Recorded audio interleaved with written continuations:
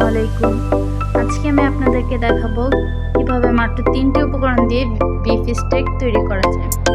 কসাই মামা বা আব্বুদের কাছ থেকে গিয়ে স্টেকের মাংস চাওয়ার পরে বকা না শুনে বাসায় যে নর্মাল মাংস পাঠায় তার সেখান থেকে আমি কিছু স্টেকের মাংস কালেক্ট করে নিয়েছিলাম।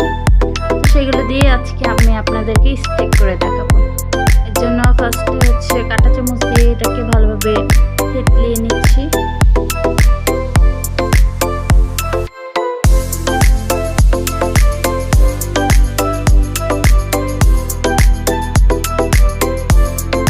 তারপর সামান্য পরিমাণ লবণ দিয়ে নিব। তারপর আমি 2 টেবিল স্পুনের মতো সয়া সস দিয়ে নিচ্ছি।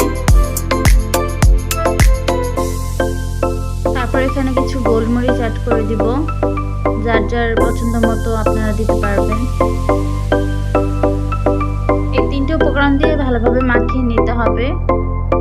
এরপর আমি এটাকে আধা ঘন্টার মতো রেস্টে রেখেছিলাম।